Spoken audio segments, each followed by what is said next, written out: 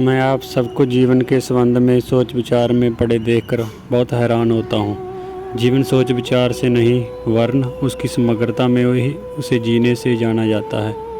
सत्य से परिचित होने का और कोई मार्ग नहीं है। जागो और जियो, जागो और चलो। सत्य कोई मृत वस्तु नहीं है कि उसे बैठे बिठाए ही पाया जा सके। वह तो अत्यंत जीवंत प्रवाह है। जीवन के साथ ही साथ जो सब भांति मुक्त और निर्बंध हो बहता है वही उसे पाता है। और बहुत दूर के सोच विचार में अक्सर ही निकट को खो दिया जाता है, जबकि निकट ही सत्य है और निकट में ही वह छिपा है जो कि दूर है। क्या दूर को पाने के लिए सर्वप्रथम निकट को ही पाना अनिवार्य नहीं है? क्या समस्त भविष्य वर्तमान के क्षण में ही उपस्थित नहीं है? क्या एक छोटे से कदम में ही बड़ी से बड़ी मंजिल का आभास नहीं होता है? एक सीधा साधा किसान जीवन में पहली बार पहाड़ियों की यात्रा को जा रहा था। वे पहाड़ियाँ यद्यपि उसके गांव से बहुत ज़्यादा दूर नहीं थी, फिर भी वह कभी उन तक नहीं जा सका था। उनकी हरियाली से ढकी चोटियाँ उसे अपने खेतों से ही दिखाई पड़ती थी। बहुत बार उसके मन में ही उन्हें निकट से जाकर देखने की आकांक्षा अत्यंत बलवती भी हो जाती थी, लेकिन कभी एक तो कभी दूसरे कारण से बात टलती चली गई थी और वह वहां नहीं जा पाया था। पिछली बार तो वह इसलिए रुक गया था क्योंकि उसके पास कंदील नहीं थी और पहाड़ियों पर जाने के लिए आधी रात्रि के अंधेरे में ही निकल जाना आवश्यक था।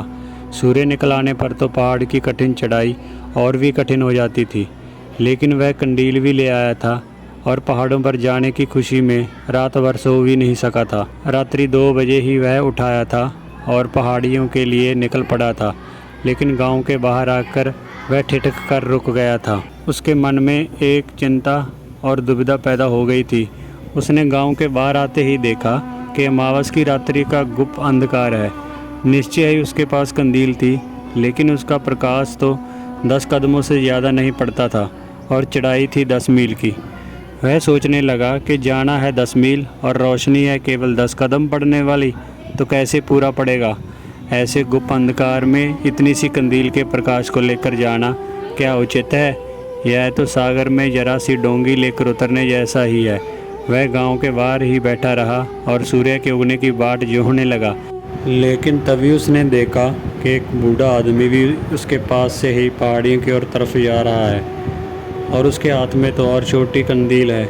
उसने वृद्ध को रोककर जब अपनी दुविधा बताई तो वृद्ध खूब हंसने लगा था और बोला था, पागल, तू पहले 10 कदम तो चल, जितना दिखता है उतना तो आगे बढ़, फिर इतना ही और आगे दिखने लगेगा। एक कदम दिखता हो तो उसके सहारे तो सारी भूमि की ही परिक्रमा की जा सकती है। वह युवक समझा उठा और चला और सूर्य उगने के पूर्व ही वह पहाड़ियों पर था। जीवन के मार्ग पर भी उस बूढ़े की सीख याद रखने जैसी है। मैं भी यही आपसे कहना चाहता हूँ। मित्रों, बैठे क्यों हो? उठो और चलो। जो सोचता है वह नहीं, जो चलता है बस केवल वही पहुँचता है। स्मरण रहे कि इतना विवेक, इतना प्रकाश प्रत्येक के पास है कि उससे कम 10 कदम का फासला दिखाई पड़ सके, और उतना ही पर्याप्त भी है। परमात्मा तक पहुंचने के लिए भी उतना ही पर्याप्त है।